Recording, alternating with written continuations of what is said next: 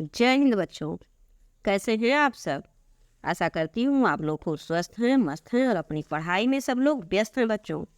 आप जुड़े हुए हैं लक्ष्य Hindi class channel by Kiran ma'am के साथ। बच्चों, इस चैनल के माध्यम से निरंतर हम आपको कक्षा 9, 10, 11 और 12 के जो हमारे बच्चे हैं उनका जो हिंदी विषय है संपूर्ण पाठ्यक्रम को क्रम वाइज निरंतर डे बाय डे निरंतर बच्चों हम वीडियो एक एक करके आपको प्रोवाइड कर रहे हैं।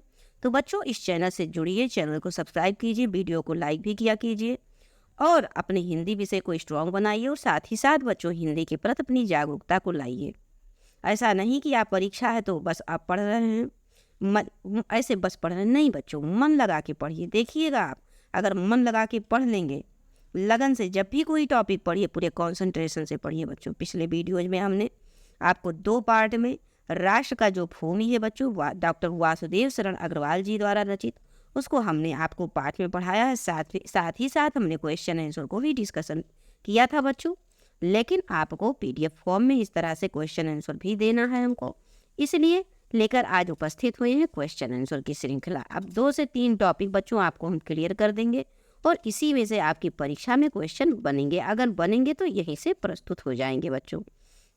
तो आपको हमने वासुदेव शरण अग्रवाल जी के जीवन परिचय को भी पढ़ा दिया है। हमारे जो भी नए बच्चे हैं जिन्होंने नहीं देखा है उसको अवश्य जाके देख लीजिए बच्चों। डिस्क्रिप्शन बॉक्स में सारी चीज़ें प्लेलिस्ट में प्रोवाइड हैं, आप प्लेलिस्ट डाउन कीजिए और एक एक करके चीज़ों को देखिए और हिंदी विषय को अपने मजबूत बनाइए। मैक्सिमम अंक बच्चों आप ठान लेंगे तो जीत है और मान लेंगे तो हार है। अगर आप में कॉन्फिडेंस बना कि आप अभी से ही पढ़ना प्रारंभ कर दिए, फिर आपको अच्छे अंकों से सफल होने में कोई रोक नहीं सकता।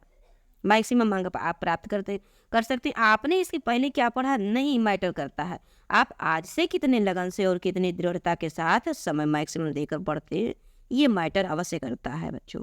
इस पर आप फोकस कीजिए। जो बीत गया है समय उसको छोड़िए, जो आने वाला है उसको मजबूत कीजिए और ऐसा आपके दृढ़ संकल्प, आपके लगन और आपके धैर्य और विश्वास के साथ होगा बच्चों। आप अपने मन में विश्वास बना लीजिए और ठान लीजिए कि आपको हर विषय में मैक्सिमम अंक लाना है और हिंदी विषय तो आपकी मातृभाषा है जिसको तो आपको कम से कम 90+ नंबर लाना ही है। तो इसी धारणा के साथ बच्चों आइए हम थोड़ा इम्पोर्टेंट क्वेश्चन को देख लेते हैं और इससे रिलेटिव जो क्वेश्चन बनते हैं इसको समझ लेते हैं। यहाँ पर भी थोड़ा व्याख्या के साथ चलते हैं ताकि चीज़ें और क्लियर हो जाए।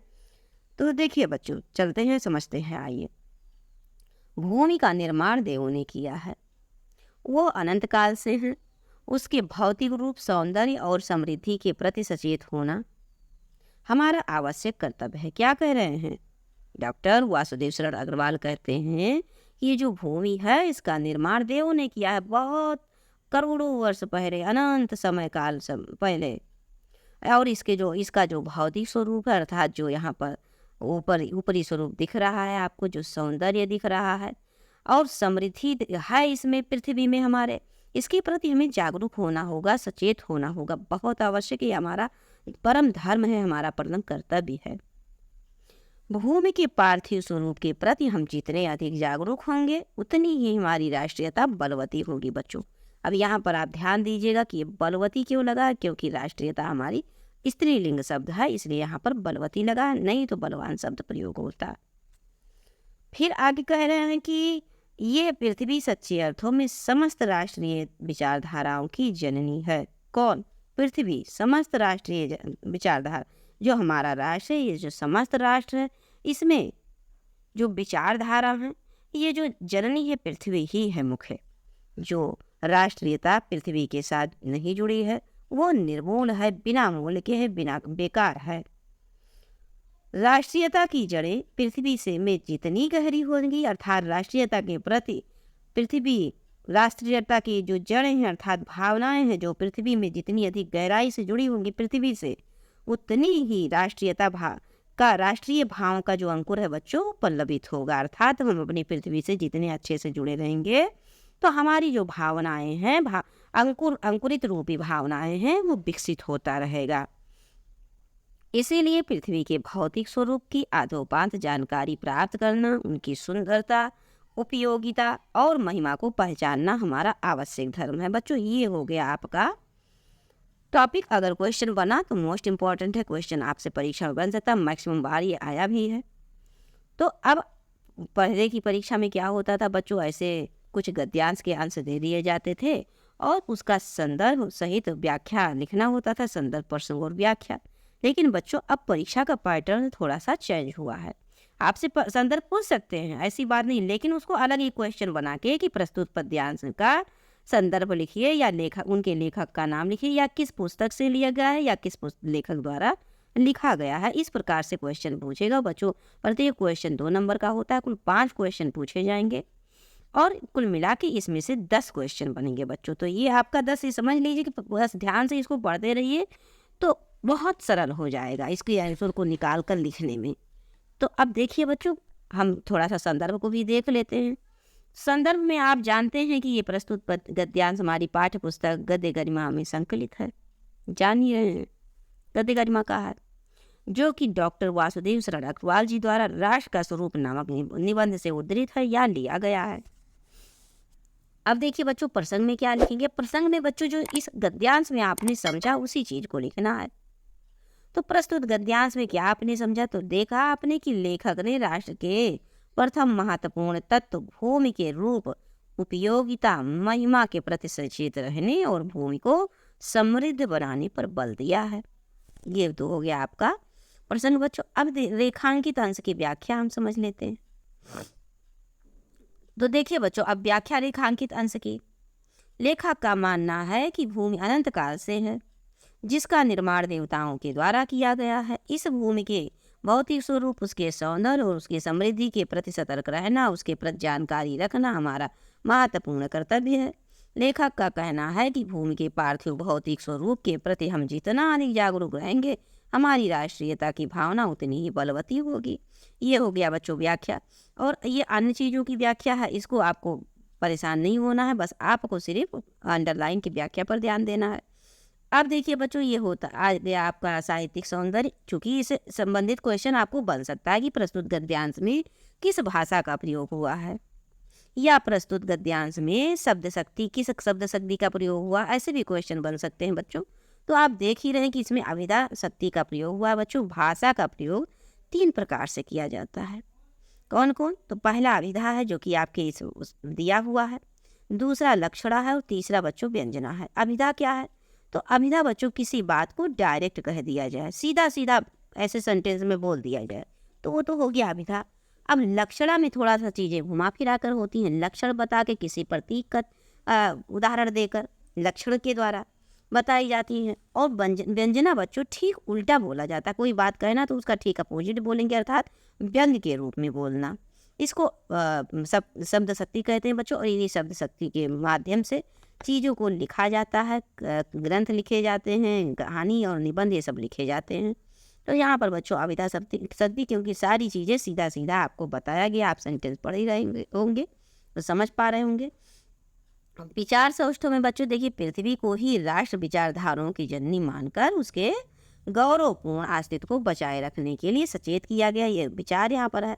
अब आपके परीक्षा में जो प्रश्न बनेंगे बच्चों, ये इम्पोर्टेंट है। प्रश्न यहाँ से भी उठा सकता है। देखिए ये जो हमने संदर्भ आपको समझाया, यहाँ से हमने अब जैसे बताया आपको, तो यहाँ से भी प्रश्न उठा सकते हैं अंडरलाइन करके। अब यहाँ पर अंडरलाइन हुआ है बच्चों, देखिए यहाँ पर अंडरलाइन हुआ है। जरूरी नहीं कि आपकी परीक्षा में यहीं पर अंडरलाइन हो सकता है, यहाँ से अंडरलाइन करके आपको चीज़ें दे दे। देखिए यहाँ से अंडरलाइन करके चीज़ें दे दें। तो देखिए बच्चों, इसकी व्याख्या यहाँ पर है। यहाँ पर भी आप इससे समझ सकते हैं क्या, कि हमारी समस्त राष्ट्रीयता, यहाँ पर क्या दिया हुआ है, थोड़ा सा इसको, हाँ देखिए बच्चों, हमारी समस्त राष्ट्रीय विचारधाराओं की जननी वस्तुता ये पृथ्वी ही है। कोई भी राष्ट्रीयता यदि अपनी भूमि से नहीं जुड़ी है तो वो राष्ट्रीयता की भावना निराधार है, निर्मूल है, बिना किसी कारण का है, कोई आधार नहीं उसका। किसी भी राष्ट्र की राष्ट्रीयता की जड़ें जितनी अधिक पृथ्वी से जुड़ी होंगी, उस राष्ट्र की राष्ट्रीयता की भावना का अंकुर अर्थात बीज उतना ही अधिक फलेगा, फूलेगा, पल्लवित होगा, विकसित होगा। कहने का अर्थ यह है कि यदि हमें अपनी मातृभूमि, जन्मभूमि से लगाव है, उसके प्रति प्रेम नहीं है, लगाव नहीं है, प्रेम नहीं है, तो हमारे अंदर राष्ट्रीयता की भावना कभी भी दृढ़ नहीं हो सकती। कैसे होगी भैया, जब हम जहाँ जन्म लिए हैं वहाँ से हमें कोई प्रेम ही नहीं है, कोई मतलब ही नहीं है वहाँ पर। वहाँ की जो धन वैभव संपदा है, फसल है, पृथ्वी माता का जो खनिज मिट्टी है, पृथ्वी के अंदर जो अमूल्य धरो चीज़ें हैं, निधियाँ भरी हैं, हमें इस सब से क्या मतलब रहेगा? और जब मतलब ही नहीं रहेगा तो हमारे अंदर राष्ट्रीयता की भावना ही कहाँ रहेगी। हमें अपने देश की धरती से प्रेम रखना चाहिए। इसीलिए यदि हमारे अंदर अपने राष्ट्र के प्रति लगाव है तो हमें अनिवार्य रूप से अपनी जन्मभूमि के प्रति भी लगाव होगा, अन्यथा राष्ट्रीयता की भावना खोखली होंगी।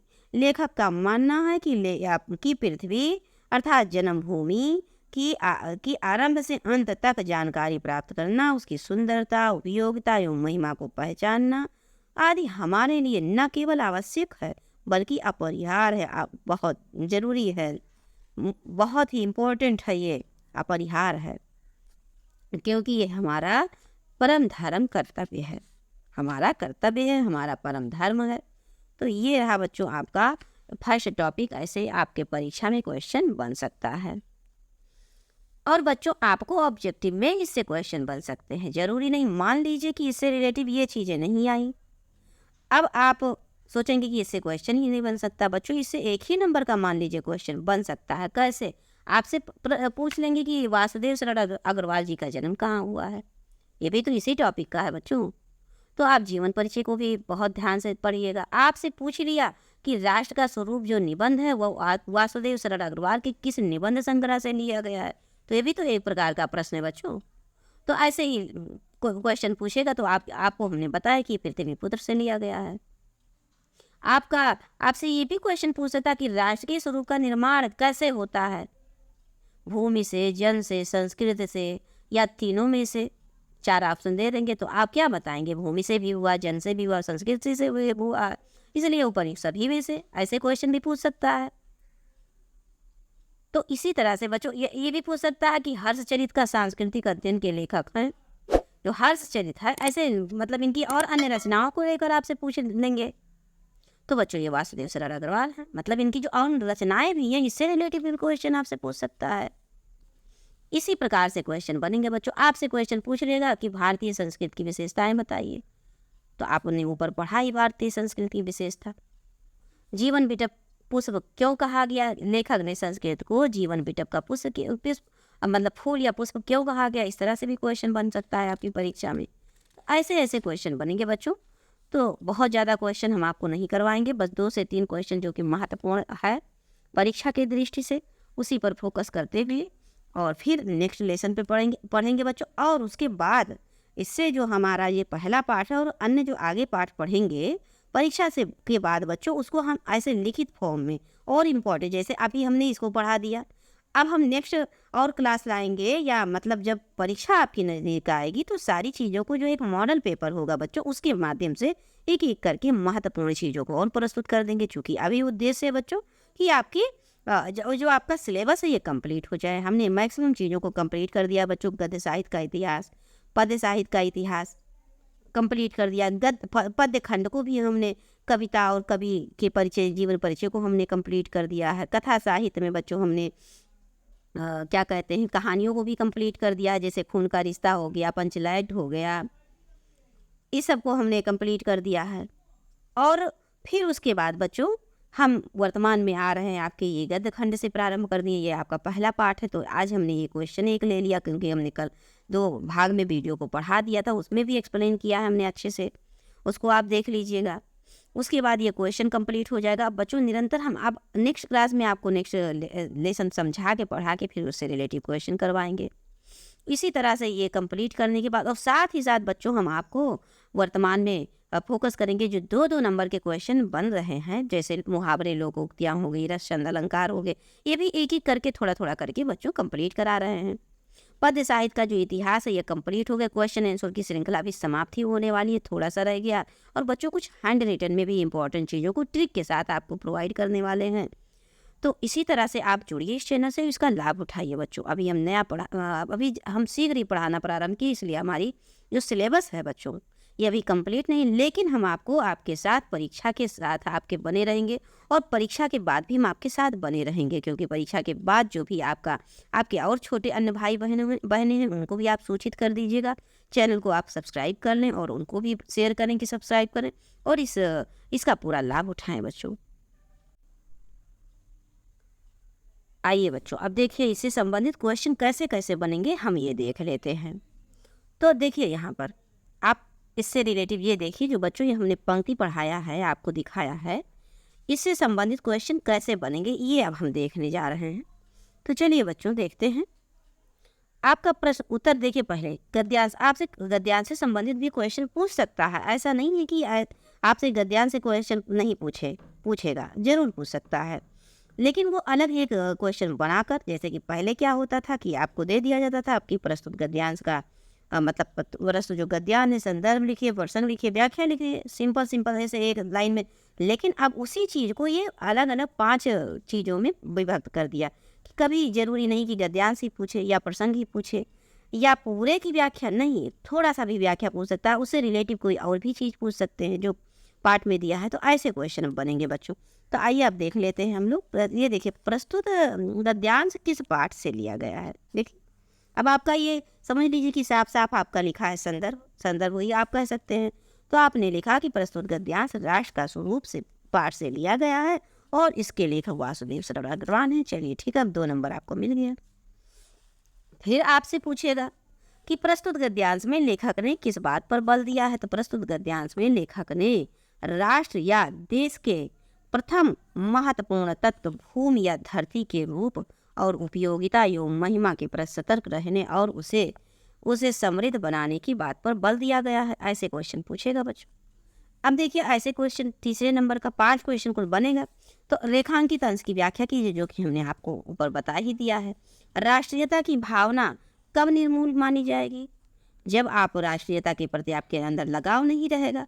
लेखक के अनुसार हमारी समस्त राष्ट्रीय विचारधाराओं की जननी कौन है? वस्तुतः पृथ्वी या धरती ही है, और कोई भी राष्ट्रीयता यदि अपनी धरती से नहीं जुड़ी है तो राष्ट्रीयता की भावना निर्मूल या निराधार माना जाएगा। यही बच्चों। अब आपसे पूछ लिया कि निर्मूल या और पल्लवित का शब्दार्थ बताइए, निर्मूल और पल्लवित का अर्थ बताइए। तो बिना मूल के।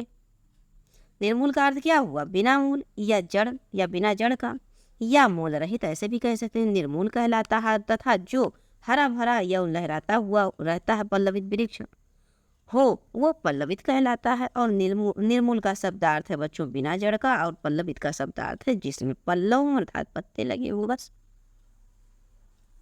ये तो हो गया आपका क्वेश्चन आंसर। अब आज की डेट में बच्चों यही एक क्वेश्चन करवाएंगे। अब नेक्स्ट जब हम लेसन को और सारे जितने लेसन इसमें दिए गए हैं बच्चों 5 से 7 लेसन, उसको हम कंप्लीट कराने के बाद फिर इससे रिलेटिव जो आपके पुस्तक में महत्वपूर्ण क्वेश्चन दिए गए हैं उसके व्याख्या को हैंड रिटन हाथ से लिखा हुआ बच्चों क्वेश्चन आंसर और व्याख्या जैसे ये हमने आज पढ़ा दिया है, इसको हम निरंतर आपको पढ़ाएंगे बच्चों। परीक्षा तक आप जुड़े रहिए और इसका पूरा लाभ उठाइए। आप विश्वास मानिए, आपके साथ हम परीक्षा तक जुड़े हुए हैं और परीक्षा के बाद भी आपके साथ हैं। आपके जो छोटे भाई बहन हैं सब उनको सबको बताइए बच्चों कि चैनल को सब्सक्राइब करके रखें, बेल आइकॉन को भी क्लिक कर लीजिए जिससे कि नोटिफिकेशन आपको निरंतर मिलता रहे। क्योंकि बच्चों इस चैनल के माध्यम से आपको निरंतर जो हिंदी का पाठ्यक्रम है संपूर्ण पाठ्यक्रम को एक एक करके हम निरंतर प्रोवाइड कर रहे हैं।